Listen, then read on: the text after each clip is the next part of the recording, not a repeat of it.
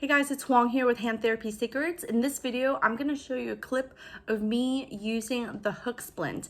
Now, it's a prefabricated relative motion orthosis that you can order. So I'm going to show you all about that, and I'm going to use it on a patient of mine, and I'm going to walk you through my thought process of this particular product, and stay tuned till the very end. I'm going to tell you who it's really great for. So I'm going to, so I got the Hook Splint.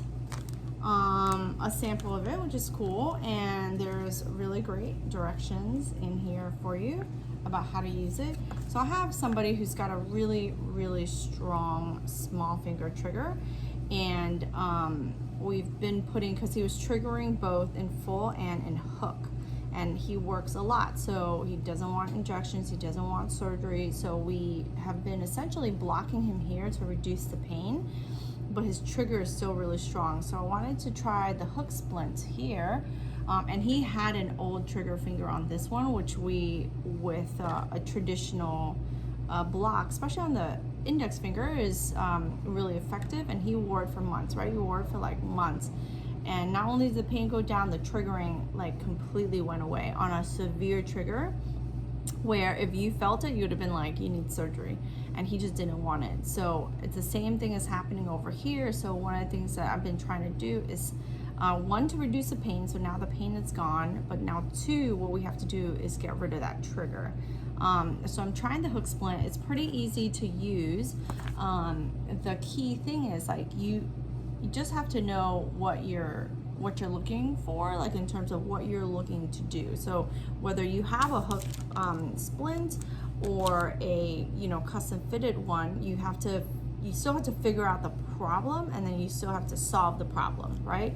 So here we have somebody who I need to provide space. I need space in between the metacarpal head, because when his fingers are really close, he triggers more. But if I put a lot of space in between, when he makes a fist, he actually doesn't trigger. So we're trying this out.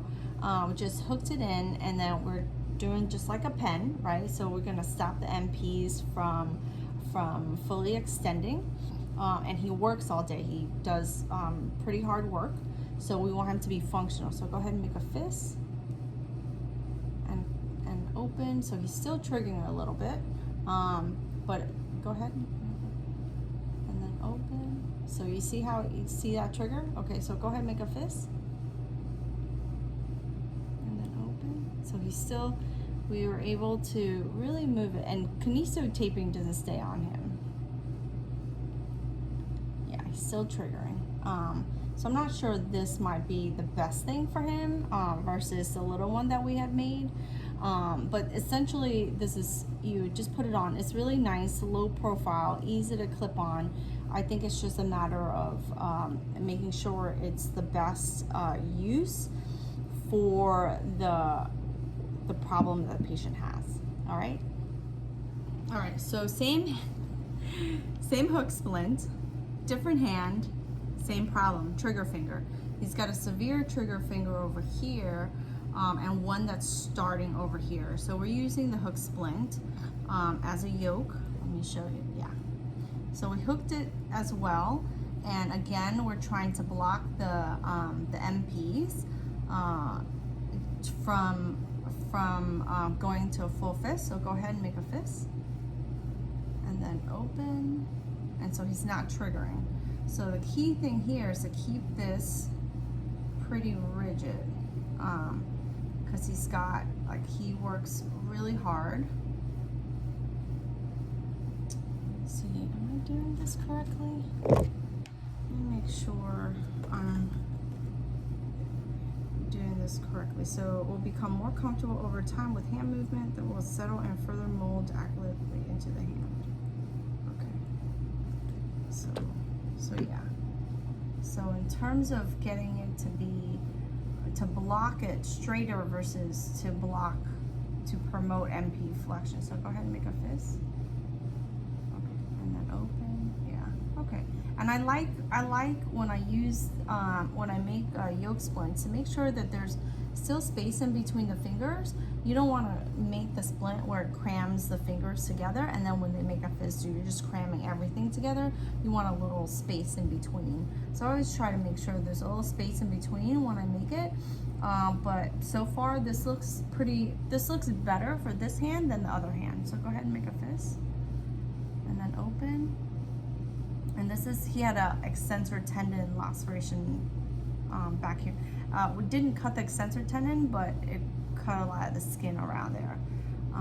So we're gonna try this trigger splint instead of this one that was on. And this was working really well, but now he's got a little trigger here that's starting, so I wanna catch it before it becomes a problem. And now we have a twofer.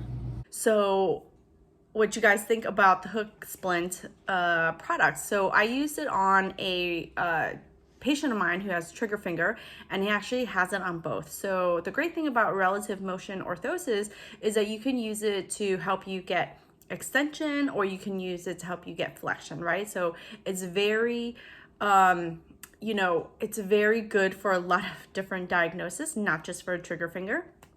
And one of the things that I really love about the Hook Splint is that I don't know, when I first got it, I liked the presentation. I like the directions that came with it. I mean, I know these are really simple things, but it's really important when you have a product that is a prefabricated product, right? So it kind of tells you exactly what to do, and I really like that about it. I was really impressed with the feel of it, which is really nice. I think that when it comes to my particular patient there, it ended up not being the best product for him, just because he's a manual laborer, and it actually broke within 2 weeks. And I've made several different types of orthosis for him that he's been able to use with work. So I think that the Hook Splint would be great for someone who has, you know, the thing with the, let me see if I have a pen. The thing with the Hook Splint, it goes in between the fingers. It's really nice and soft. And so if you have anyone who has that's sensitive around there, this product would be really good for them. This product is really great for someone who's a novice when it comes to making relative motion orthosis. Or it'd be really great for someone who works in a very, very large, busy practice where you just like banging out tons of splints. Prefab types of orthosis tend to work well for those places. In terms of who it doesn't work for, I think just with like any other product, there's a certain customizable component to it. So you'd have to work it out, who needs it and what's their problem. And in terms of my particular patient, it didn't necessarily work for him. But I think in general, the Hook Splint is a really great product. And I think you'd have to think through how you would integrate it into your practice. It wouldn't necessarily integrate very well in my private practice because we tend to have a lot of time with our patients, so we have time to use this splint material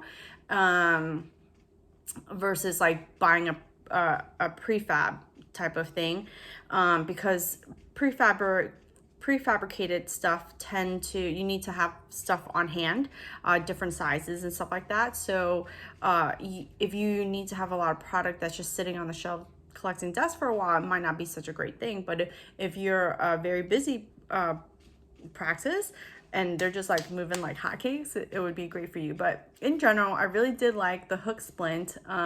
I like that it's available to the public, and I think it's great that it's available to therapists as well. When it comes to things that are provided for the public, I think that there's still a skill in terms of the therapist's use in helping our patients find the products that would help them. So definitely like the Hook Splint. So keep that in mind if you fit into any of those categories, and it's a great product. So give it a try for any of your patients who you think could benefit from that. Thanks for watching, and if you guys like videos like this, definitely don't forget to hit the subscribe button and make sure you get notified every single time I put videos out. Thanks for watching so much.